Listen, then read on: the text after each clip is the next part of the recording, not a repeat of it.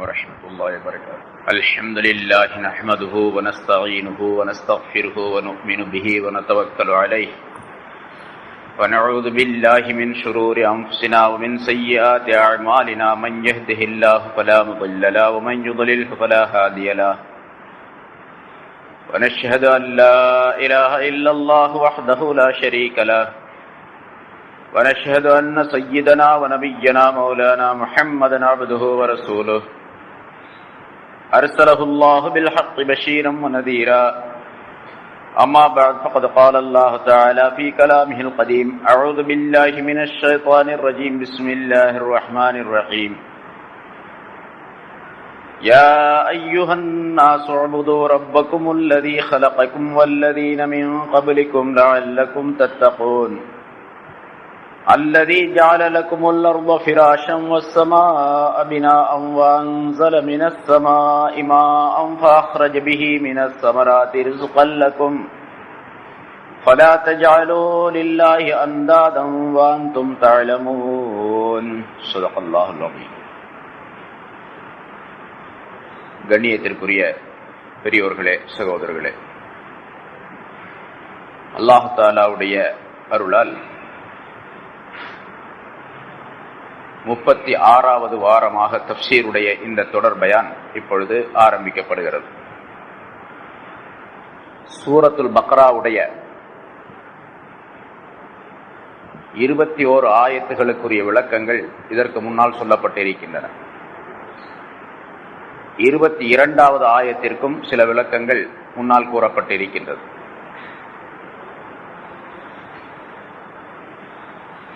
சூரத்துல் பக்ராவுடைய ஆரம்பத்தில் மூமினான மனிதர்கள் யார் என்பதை பற்றி உள்ள விளக்கங்கள் 2-3 ஆயத்துகளிலே அல்லாஹ் தஆலா சொல்லி காட்டினார். 5 ஆயத்துகளிலே சொல்லி காட்டினார். அதற்கு பிறகு 2 ஆயத்துகளில் காஃபிர்களை பற்றி உள்ள சில விளக்கங்கள் சொல்லப்பட்டன. பிறகு ஒரு 12 ஆயத்துகளில்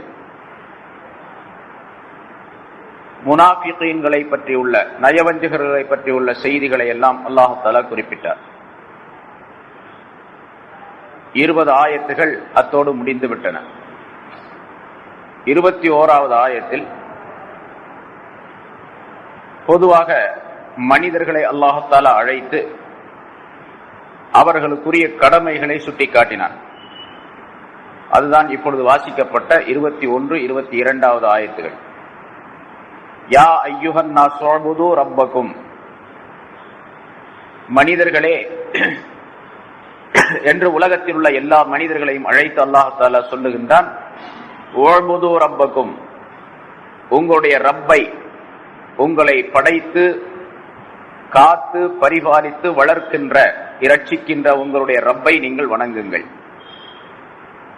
அல்லதி ஹலகக்கும், அவன் எத்தகைய ரப் என்றால் அவன்தான் உங்களை படைத்தார். வல்லதீன மின் கப்லிக்கும், உங்களுக்கு முன்னுண்டானவர்களையும் அவன்தான் படைத்தார்.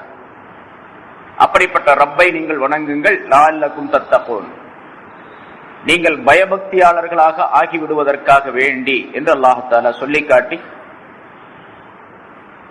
முன்னால் சொல்லப்பட்ட 3 விதமான கூட்டத்தினர், மூமின்கள், காபிர்கள், முனாஃபிகீன்கள், யாராக இருந்தாலும் சரி, நீங்கள் உங்களுடைய ரப்பை வணங்கக்கூடிய முறையிலே மிக தெளிவாக இஹ்லாசுடன் வணங்கக்கூடிய நிலையை நீங்கள் மேற்கொள்ள வேண்டும் என்பதை அல்லாஹ் தஆலா சுட்டிக்காட்டினார். மனிதர்களே என்று கூப்பிடும் பொழுது மூமினானவர்கள் என்று வைத்துக் கொண்டால் உங்களுடைய ரப்பை நீங்கள் வணங்குவதில் நிலையாக இருந்து கொள்ளுங்கள். இஹ்லாஸான முறையில் மன தூய்மையோடு நீங்கள் வணங்குங்கள் என்று பொருள் கொள்ள வேண்டும். காபிர்களை வைத்துக் கொண்டால் மனிதர்களே என்று காபிர்களை அல்லாஹ் தஆலா கூப்பிட்டு நீங்கள் உங்களுடைய ரப்ப அல்லாத தெய்வங்களை வணங்குவதை விட்டுவிட்டு உங்களை படைத்த ரப்பை வணங்குவதற்கு முன்வாருங்கள் என்பது பொருளாகும். 3வதாக கூறப்பட்ட முனாஃபிகீன்களை வைத்துக் கொண்டால் மனிதர்களே என்று அவர்களை பார்த்து கூப்பிட்டு அல்லாஹ் தஆலா சொல்லுகின்றான், நீங்கள் உள்ளொன்று வைத்து புறம் ஒன்று பேசி திரியக்கூடிய, மனதுக்குள்ளே வேறொரு எண்ணத்தையும் வெளி செயல்பாட்டிலே வேறொரு எண்ணத்தையும் கொண்டு வாழக்கூடிய நிலைகளை எல்லாம் விட்டுவிட்டு இஹ்லாஸான முறையிலே மன தூய்மையோடு வெளித்தோற்றத்தில் எப்படி நீங்கள் இருக்கின்றீர்களோ அப்படி அந்தரங்கத்திலும் உங்களுடைய ரப்பை வணங்குவதற்கு நீங்கள் முன்வாருங்கள்.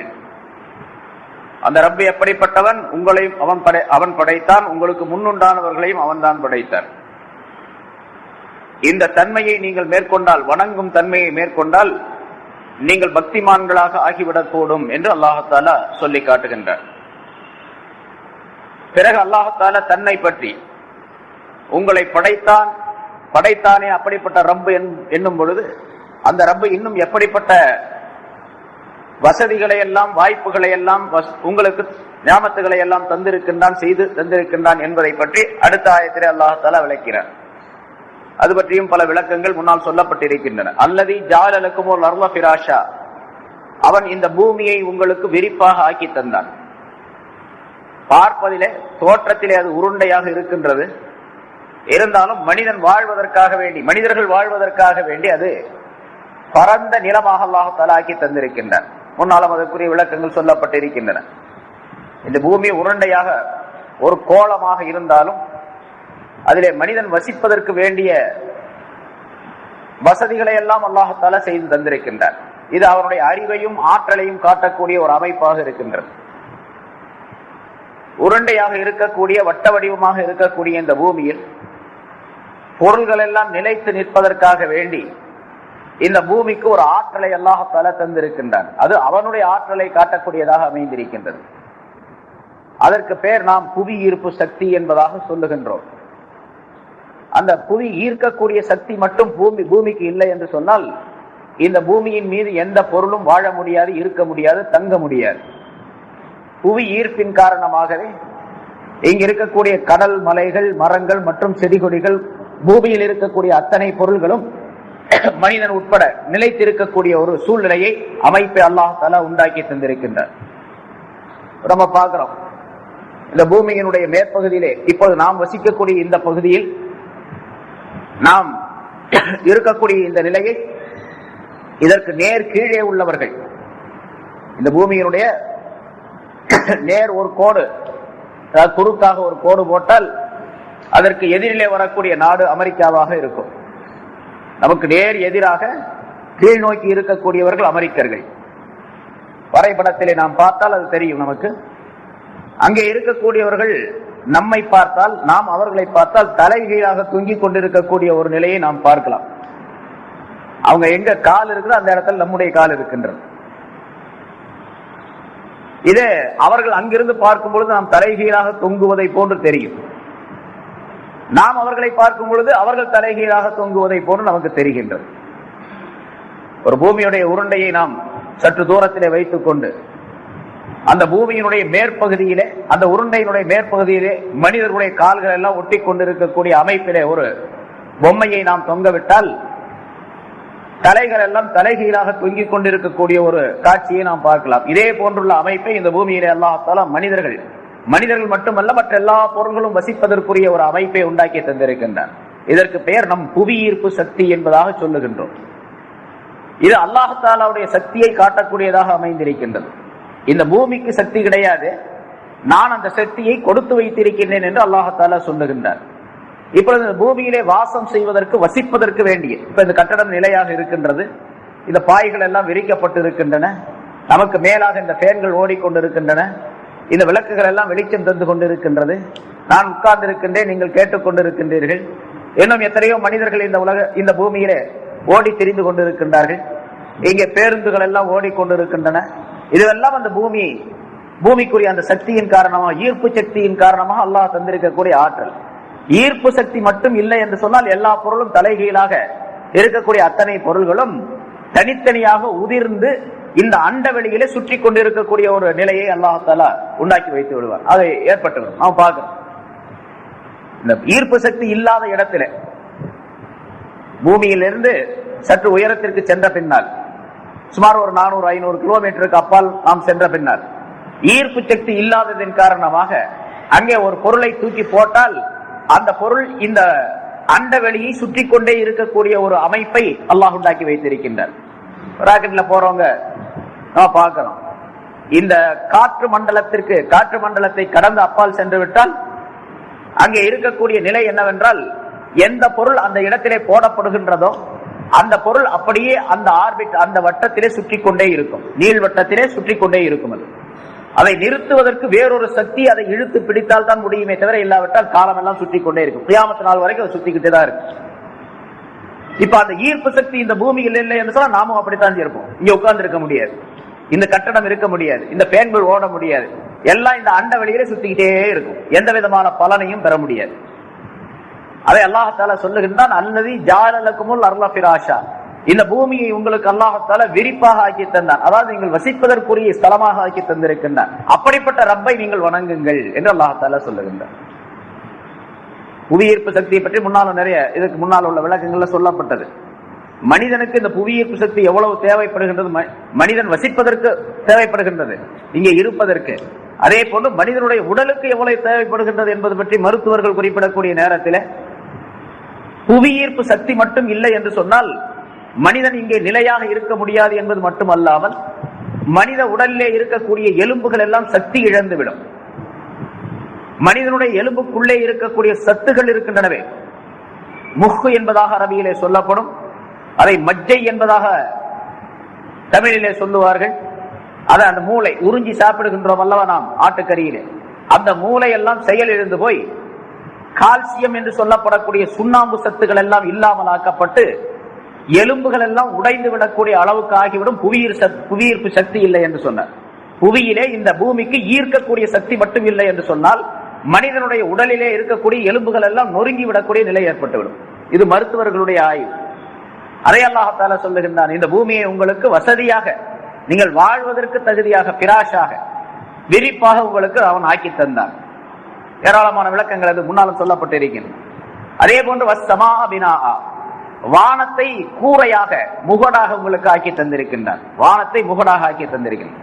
மேலே பார்க்கும் பொழுது ஒரு வீட்டினுடைய முகடு எப்படி இருக்கின்றதோ அது போன்று இந்த வானத்தை முகடாக அல்லாஹ் தஆலா ஆக்கி தந்திருக்கின்றான். ஏராளமான ஆயத்துகளிலே அல்லாஹ் தஆலா பல்வேறு இடங்களிலே குர்ஆனிலே சொல்லி தருகின்றான் எப்படியெல்லாம் இந்த வானத்தை நாம் படைத்திருக்கின்றோம் என்பதால். வலகத் ஸய்யன்னா ஸமாஅ, இந்த வானத்தை நாம் அலங்காரமாக்கி வைத்திருக்கின்றோம். நட்சத்திரங்களை கொண்டு, சூரியன் சந்திரனை கொண்டு அலங்காரமாக அழகாக ஆக்கி வைத்திருக்கின்றோம். பாருங்க எவ்வளவு அழகா இருக்கு பார்க்கிறது.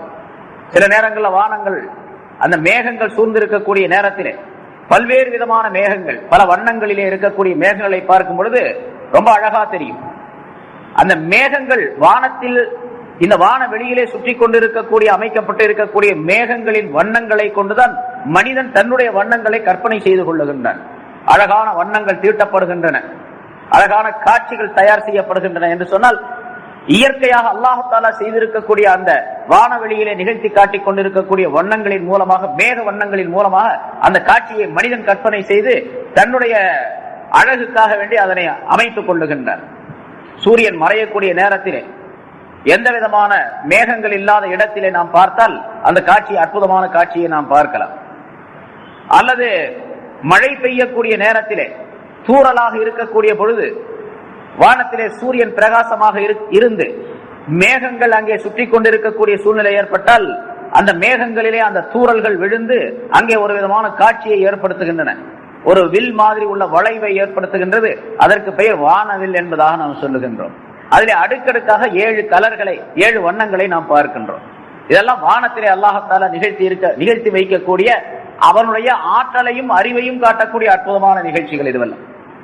வானத்தை கூரையாக ஆக்கி வைத்து அதிலே பல்வேறு விதமான அலங்காரங்களை அல்லாஹ் தஆலா அமைத்து வைத்திருக்கின்றான்.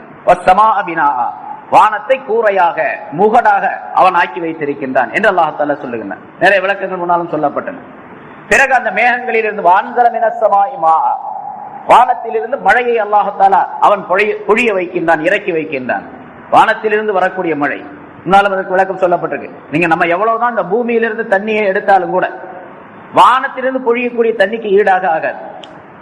வானத்திலிருந்து, பூமி இருந்தா அந்த தண்ணி போய் வானத்திலிருந்து பொழியுது, எல்லாத்துக்கும் தெரியும் மழை எப்படி பெய்யுது அப்படிங்கிறது. நீர்நிலைகளில் இருந்து சூரிய வெப்பத்தின் மூலமாக ஆவியாக நீர்நிலைகள் உள்ள நீர் மாறி அந்த ஆவி மேலே சென்று மேகத்திலே தேக்கி வைக்கப்பட்டு பிறகு அந்த மேகம் குளிர்ச்சி அடையக்கூடிய நேரத்தில் அல்லாஹ் தஆலா எப்பொழுது விரும்புகின்றானோ, எங்கு விரும்புகின்றானோ அங்கே அந்த மழையை பெய்ய வைக்கின்றான் என்று விளக்கங்கள் சொல்லப்பட்டன, நமக்கு தெரியும். ஆனால் இதே தண்ணி தான் அங்கிருந்து பொழியும் பொழுது வேறு விதமான சத்துக்களோடு, வேறு விதமான அமைப்போடு அது பொழிகின்ற காட்சியை நாம் பார்க்கின்றோம். மழை தண்ணீரிலே இருக்கக்கூடிய அந்த சத்துக்கள், பூமிக்கு வேண்டிய சத்துக்கள், தாவரங்களுக்கு வேண்டிய சத்துக்கள், மனிதனுடைய உடலுக்கு தேவையான சத்துக்கள் பூமியிலிருந்தே வரக்கூடிய அந்த தண்ணீர்ல கிடையாது. பூமியிலிருந்து வரக்கூடிய தண்ணீர்ல கிடையாது. அதே தண்ணீர் தான், இதே தண்ணீர் தான் போய் மேகமாக ஆகி பிறகு மேகத்திலிருந்து அது ஆவியாக மாறி மேகத்திலிருந்து பொழிகின்றது. என்றாலும் கூட மேகத்திலிருந்து பொழியக்கூடிய நேரத்தில் இருக்கக்கூடிய சக்தி பூமியிலிருந்து வரக்கூடிய அந்த தண்ணீர்ல கிடையாது. அதே போன்று மேகத்திலிருந்து பொழியக்கூடிய நேரத்திலே குறிப்பிட்ட ஒரு அளவு தண்ணீரின் மூலமாக இந்த பூமியிலே பல்வேறு பகுதிகளை, பூமியினுடைய பரந்த ஒரு வெளியை அல்லாஹ் தஆலா நனைக்க செய்து விடுகின்றான், வேண்டிய தண்ணீரை புகட்டி விடுகின்றான். அதே தண்ணீருடைய அளவை கொண்டு, அந்த அளவு தண்ணீரை கொண்டு பூமியில் எடுக்கப்பட்ட தண்ணீரின் மூலமாக அதை நிறைவேற்ற முடியாது. உதாரணமா பூமி மேகத்திலிருந்து தண்ணீர் மழை பெய்கின்றது என்று சொன்னால், அந்த பெய்யக்கூடிய மழை தூறலாக அது சிறு சிறு துளியாக ஆகி இந்த பூமியிலே விழுவதன் காரணமாக பல ஏக்கர் பரப்புள்ள ஒரு பெரிய இடத்தை அந்த தண்ணீராக நனைத்து விடுகின்றது. அதே அளவு தண்ணீரை பூமியிலிருந்து நாம் எடுத்து அதே அளவு இடத்திற்கு நாம் செலுத்த முடியுமா, அதை நனைக்க முடியுமா, அந்த பயிருக்கு புகட்ட முடியுமா என்று நிச்சயமா அதிலே கால்வாசி கூட நாம் நனைக்க முடியாது. இது நம்ம சாதாரணமாக நடைமுறையில உள்ள தண்ணீரின் உபயோகத்திலே நாம் பார்க்கலாம். உதாரணமா ஹம்மாம், பாத்ரூம் இருக்கு, நம்ம குளிக்கலாம். ஒரு வாளியில தண்ணீர் எடுத்து வச்சு, ஒரு பெரிய பக்கெட்ல தண்ணீரை வச்சு, அந்த தண்ணீரை ஒரு ஜக்கின் மூலமாக நாம் எடுத்து தலையில ஊற்றி குளிக்க ஆரம்பிக்கிறோம்னு வச்சுங்க. அந்த ஒரு வாளி தண்ணீரின் மூலமாக எவ்வளவு நாம் குளிக்க முடிகின்றதோ, நம் உடலை நனைக்க முடிகின்றதோ அதை விட பன்மடங்கு அதிகமாக இதே ஒரு வாளி தண்ணீரை ஷவர் பாத்தின் மூலமாக கொட்டினால், ஷவரை திறந்து விட்டு அந்த ஷவர் பாத்தின் மூலமாக வருதுன்னு வச்சுங்க, அந்த பூ வாளியின் மூலமாக தண்ணீர் ஊற்றுகின்றது. அந்த ஒரு வாளி தண்ணீர்ல, ஒரு பக்கெட் தண்ணீர்ல குளித்து முடித்து மீதி இருக்கக்கூடிய நிலையும் கூட ஏற்பட்டுவிடும். ஆனா அள்ளி ஊற்றக்கூடிய நேரத்தில் அந்த ஒரு வாளி தண்ணீர் நம்மளால குளிக்க முடியாது. அதுதான் ஷவர் பாத்து தண்ணீரை மிச்சப்படுத்துவதற்காக வேண்டி கூட அது உபயோகப்படுத்தப்படுகின்றது. இதை நம்ம வழக்கத்துல தோட்டத்துக்கு தண்ணீர் ஊற்றும் போது பார்க்கலாம். இந்த பூ வாளியில அந்த ஷவர் மாதிரி ஒரு அமைப்பை ஏற்படுத்தி துவாரங்கள் போட்டு அதை அந்த பூச்செடிகளுக்கு தண்ணீர் ஊற்றுவார்கள், நம்ம பார்த்திருக்கிறோம்.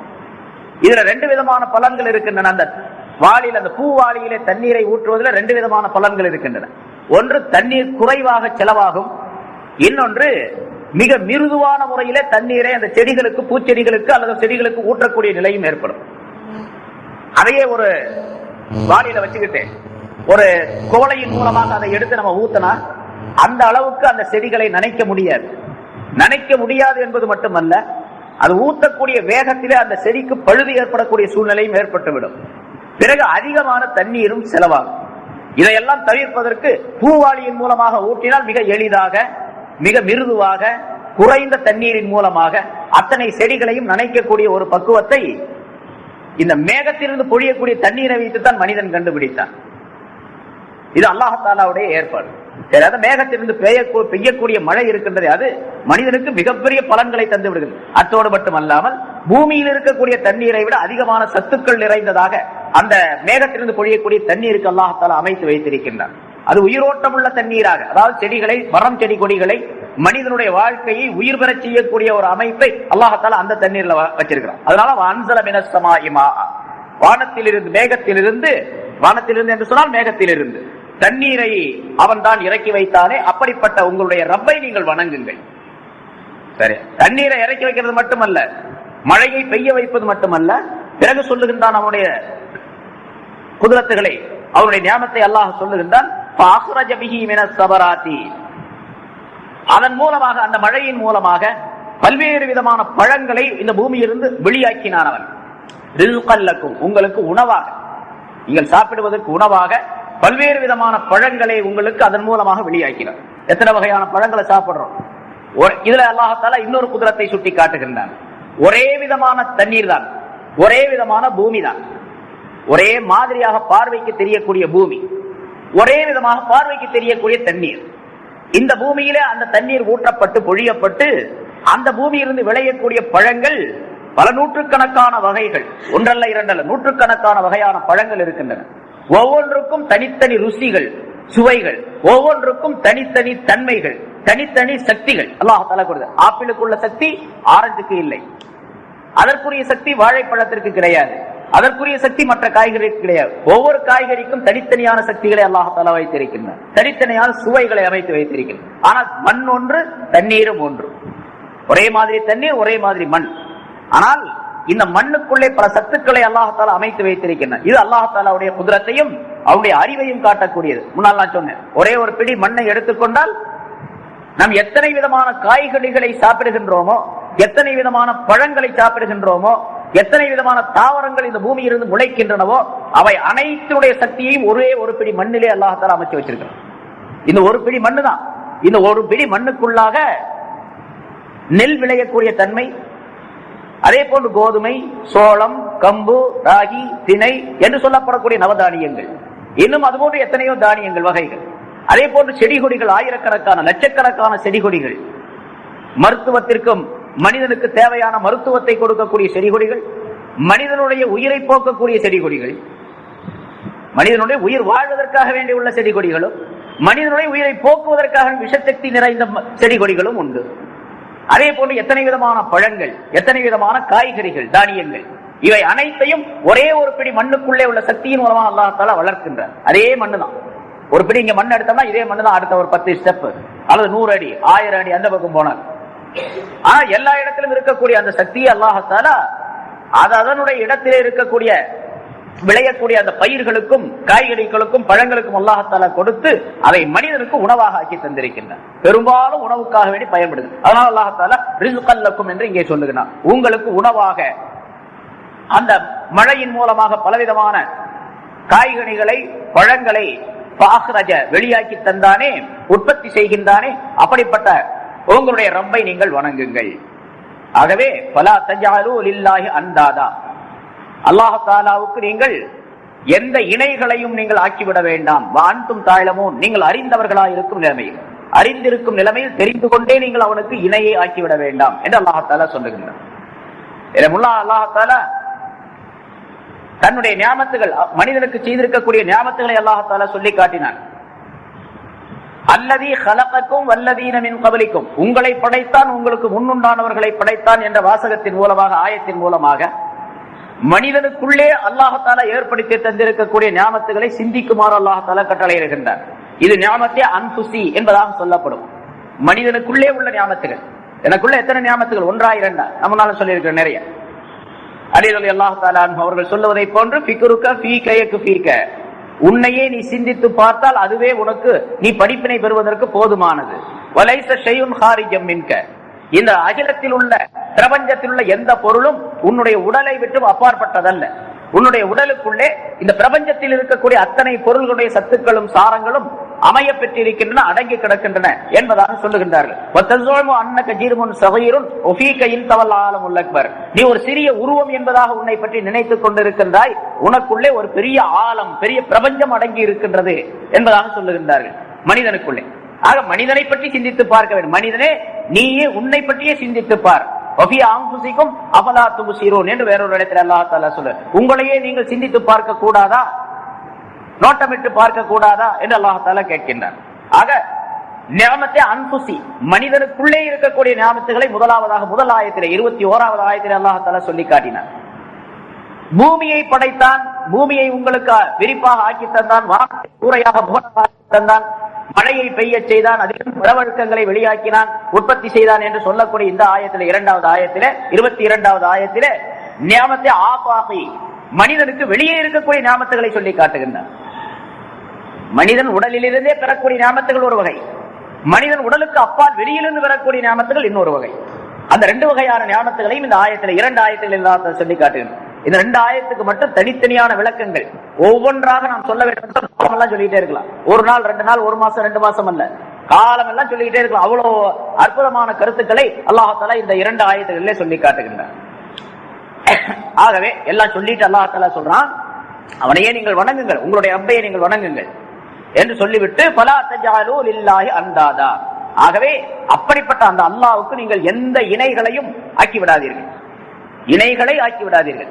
இங்க அந்தாது என்ற வார்த்தை இருக்கின்றதே, நித்து என்ற வார்த்தையினுடைய பன்மை அது. நித்துங்கிறது ஒருமை, இணை அப்படிங்கிற அர்த்தம். அவனுக்கு ஒப்பாக அப்படிங்கிற அர்த்தம். உவமை, ஒப்பு, இணை அப்படிங்கிற அர்த்தம். நித்து என்ற வார்த்தையினுடைய பன்மை வார்த்தை அந்தாது. இப்ப அவனுக்கு இணை வைக்காதீர்கள் அப்படி சொன்னா போதும். பல இடங்கள் அல்லாஹ் தஆலா வேற இடத்துல எல்லாம் சொல்றான் அது மாதிரி, பலா துஷ்ரிகு பிஹி, அவனுக்கு இணை வைக்காதீர்கள் அப்படின்னு சொல்றான். இப்ப இணை வைக்காதீர்கள், இணையை ஆக்க வேண்டாம் சொன்னா போதும். இங்க இணைகளை ஆக்க வேண்டாம் அப்படின்னு வேற சொல்றான். அதற்கும் முஃபஸ்ஸிரீன்கள் இந்த ஆயத்தை, அந்த வார்த்தையை எடுத்துக்கொண்டு பல விளக்கங்கள் சொல்லுகின்றார்கள். பல விளக்கங்கள். ஏன் அல்லாஹ் தஆலா அதை பன்மையாக சொன்னான், மற்ற இடங்களை போன்று ஒருமையாக சொல்லாமல் பன்மையாக ஏன் சொல்லி இருக்கின்றான் என்பதற்கு பல்வேறு விளக்கங்கள் சொல்லப்பட்டு இருக்கின்றன. இணை வைப்பதிலே மனிதன் அறியாத முறையில் பல்வேறு விதமான சூழ்நிலைகள் ஏற்பட்டுவிடும். அல்லாஹ் தஆலாவுக்கு இணை வைக்கக்கூடிய அந்த தன்மை ஏற்பட்டுவிடும். அதையெல்லாம் மனிதன் தவிர்த்துக் கொள்ள வேண்டும் என்பதை அல்லாஹ் தஆலா இங்கே சுட்டிக்காட்டுகின்றான் என்று குறிப்பிடுகின்றார்கள். அதற்கு இப்னு மஸ்ஊத் ரலியல்லாஹு தஆலா அன்ஹு அவர்கள் ஸல்லல்லாஹு அலைஹி வஸல்லம் அவர்களிடத்தில் கேட்டார்கள், யா ரசூலல்லாஹ், அய்யு ஸன்பி அஸம், பாவங்களிலே மிக பெரியது எது, பிரம்மாண்டமான பெரிய பாவம் எது என்பதாக கேட்டார். அல்லாஹ்விடத்திலே ரொம்ப பெரிய பாவம் எது? ஸல்லல்லாஹு அலைஹி வஸல்லம் அவர்கள் சொன்னார்கள், அன் தஜால லில்லாஹி நித்தன் வ ஹுவ ஹலகக், அல்லாஹ்வுக்கு இணையை நீ உண்டாக்குவதாகும், அவன் உன்னை படைத்திருக்கும் நிலையில். அவன் தான் உன்னை படைத்தான். அவன் உன்னை படைத்திருக்கக்கூடிய நிலையிலேயே அவனுக்கு நீ இணை வைப்பது. அவன் அல்லாத வேறொரு பொருளை தெய்வமாக ஆக்கிக் கொள்ளுவது, அவன் அல்லாத வேறொரு பொருள் தனக்கு உதவி செய்வான் என்று நினைப்பது, வேறொரு பொருளின் மூலமாக நமக்கு லாபம் ஏற்படும் என்று நினைப்பது, இது மிகப்பெரிய பாவம் என்பதாக ஸல்லல்லாஹு அலைஹி வஸல்லம் அவர்கள் பதில் சொன்னார்கள். இன்னொரு ஹதீஸ்ல, இந்த ஹதீஸ்ல சொல்லிட்டு அப்புறம் விளக்கங்கள் ஸல்லல்லாஹு அலைஹி வஸல்லம் வேறொரு ஹதீஸ்ல அதுக்கு விளக்கங்கள் சொல்றாங்க. அதற்கு முஆத் பின் ஜபல் ரலியல்லாஹு தஆலா அன்ஹு அவர்களிடத்திலே ஸல்லல்லாஹு அலைஹி வஸல்லம் அவர்கள் சொல்லுகின்றார்கள், அத்தத்ரி மா ஹக்குல்லாஹி அலா இபாதிஹி, அல்லாஹ்வுக்கு செய்ய வேண்டிய கடமைகள் அடியார்கள் மீது என்னவென்று உமக்கு தெரியுமா என்று கேட்டார்கள். அடியார்கள் அல்லாஹ்வுக்கு செய்ய வேண்டிய கடமைகள் என்னவென்று தெரியுமா என்று கேட்டுவிட்டு நபி அவர்களே பதில் சொல்லுகின்றார்கள், அன்யஅபுதுஹு வலா யுஷ்ரிகு பிஹி ஷைஆ, அவர்கள் அவனையே வணங்க வேண்டும், அவனுக்கு எந்த பொருளையும் இணை வைக்க கூடாது. இதுதான் அடியார்கள் அல்லாஹ்வுக்கு செய்ய வேண்டிய கடமை. அதனால யாரும் அல்லாஹ்வுக்கு இணை வைக்கக்கூடிய எந்த வேலையையும் செய்துவிடக் கூடாது. இணை வைப்பது அப்படிங்கிறது முன்னால் நான் சொல்லியிருக்கிறேன், ஒரு சிலையை வைத்து வணங்குவது என்பது மட்டும் இணையாக ஆகாது, அது பகிரங்கமான இணை. அதே போன்று மறைமுகமான பல்வேறு இணை வைக்கக்கூடிய நிலைகள் இருக்கின்றன. அவை அனைத்தை விட்டும் மனிதன் தன்னை தற்காத்துக் கொள்ள வேண்டும், நீக்கிக் கொள்ள வேண்டும். அதை ஸல்லல்லாஹு அலைஹி வஸல்லம் பல ஹதீஸ்களின் மூலமாக சொல்லித் தருகின்றார்கள். நபி அவர்கள் இப்படி ஒரு ஹதீஸிலே சொல்லுகின்றார்கள், வலா யகூலன்ன அஹதுக்கும் மாஷா அல்லாஹ் வ ஷா ஃபுலான், உங்களிலே யாரும் இப்படி சொல்ல வேண்டாம், மாஷா அல்லாஹ், அல்லாஹ் நாடினால், இன்ன மனிதன் நாடினால் என்று சொல்ல வேண்டாம். நாட்டம் என்பது அல்லாஹ்வுக்கே சொந்தம். அல்லாஹ் நாடினால் தான் நடக்கும்.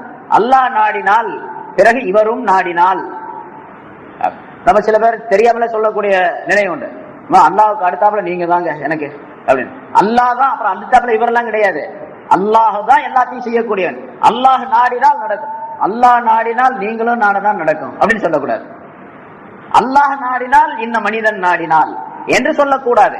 வலாக்கின் யகுல் மாஷா அல்லாஹ் சும்ம ஷா ஃபுலான், அல்லாஹ் நாடினால் நடக்கும், அதற்கு பிறகு அல்லாஹ்வுடைய நாட்டத்திற்கு பிறகு நீங்கள் விரும்பினால் என்று சொல்லிக் கொள்ளுங்கள். நீங்க விரும்பினா அல்லாஹ்வுடைய நாட்டப்படித்தான் நடக்கும். ஒருத்தர் காசு போய் கேட்கணும் வச்சுங்க, எங்க ஒரு 1000 ரூபாய் ஆயிஷா, ஒரு 1000 ரூபாய் கொடுங்க, அல்லாஹ் நாடினா நீங்க கொடுக்க முடியும். அல்லாஹ்வுடைய நாட்டத்துக்கு பிறகு நீங்க விரும்பினால் கொடுக்க முடியும் என்று சொல்லுவது கூடும். அல்லாஹும் நாடி நீங்களும் நாடி கொடுக்க வேண்டும் என்று அல்லாஹ்வுடைய நாட்டத்தோடு இவருடைய நாட்டத்தை இணைத்து சொல்லக்கூடாது என்று ஸல்லல்லாஹு அலைஹி வஸல்லம் அவர்கள் குறிப்பிடுகின்றார்கள். ஒரு மனிதர் ரசூலுல்லாஹி ஸல்லல்லாஹு அலைஹி வஸல்லம் அவர்களிடத்தில் வந்தார். மாஷா அல்லாஹு ஷீத அப்படின்னு சொன்னார். அல்லாஹ் நாடினால், தாங்களும் நாடினால் அப்படின்னு சொன்னார். ஸல்லல்லாஹு அலைஹி வஸல்லம் அவர்கள்ட்ட சொல்றார் அந்த சஹாபி, மாஷா அல்லாஹ் ஷீத, அல்லாஹ் நாடுவதும் நீங்கள் நாடுவதும் நடைபெறும் அப்படின்னு. உடனே ஸல்லல்லாஹு அலைஹி வஸல்லம் அவர்கள் சொன்னார்கள், அஜால்தனி லில்லாஹி நித்தா, அல்லாஹ்வுக்கு சமமாக என்னை ஆக்கிட்டாயா என்று கேட்டார்கள். அல்லாஹ்வுக்கு சமமாக இணையாக என்னை நீ ஆக்கி விட்டாயா? அப்படி ஆக்கக்கூடாது. குல் மாஷா அல்லாஹு, அல்லாஹ் மட்டும் நாடினால் என்று சொல்லு, அல்லாஹ் மட்டும் நாடினால் நடக்கும் அப்படின்னு சொல்லு. அதனால இந்த நித்து என்ற இணை வைப்பது இருக்கின்றதே, அது ரொம்ப நுணுக்கமான ஒரு விஷயம். அந்த நித்தி என்பதற்கு ஹுவ ஷிர்கு அஹ்ஃபாமின் தபீபின் நம்லி அலா ஸஃபாத்தி ஸௌதாஇ ஃபீ ظுல்மத்தில் லைல். இரவினுடைய இருளிலே ஒரு வழவழப்பான கல்லிலே கருப்பு எறும்பாகிறது ஊர்ந்து போவதை விட மிக நுணுக்கமானது ஷிர்க் என்பதாக குறிப்பிடுகின்றார்கள். அதான் நித்தி என்ற வார்த்தைக்குரிய பொருள். அதாவது ஒரு இருளான நேரம், இருட்டு நேரம், இரவின் இருட்டு, ஒரு கருப்பான பாறை கல், அதுல கருப்பு எறும்பு ஊர்ந்து போகின்றது. அதை யாராவது பார்க்க முடியுமா? இருட்டு நேரம், கருப்பு பாறை, கருப்பு எறும்பு, அந்த பாறையின் மீது அந்த சின்ன எறும்பு போயிட்டு இருக்குது. இதை எப்படி பார்க்க முடியாத ஒரு நுணுக்கமான பொருளாக அந்த உயிர் பிராணி அந்த எறும்பு இருக்கின்றதோ அதை விட நுணுக்கமாக ஷிர்க் என்பது மனிதனுக்கு வந்து சேர்ந்துவிடும் என்பதாக குறிப்பிடுகின்றார்கள். அதுதான் என்று சொல்லிவிட்டு விளக்கம் சொல்லும்போது குறிப்பிடுகின்றார்கள், வல்லாஹி வஹயாத்திக யா ஃபுலான், அல்லாஹ்வின் சத்தியமாக, உன்னுடைய ஹயாத்தின் மீது, உன்னுடைய வாழ்க்கையின் மீது சத்தியமாக என்று சொல்லுவது கூட. இதுதான் ஷிர்க்ல ரொம்ப மறைமுகமான ஷிர்க். மனிதனுக்கு தெரியும், மனிதன் விளங்காமலேயே ஷிர்க்கை வைக்கக்கூடிய நிலை ஏற்பட்டு விடுகின்றது, ஷிர்க்கை உண்டாக்கக்கூடிய நிலை ஏற்பட்டு விடுகிறது.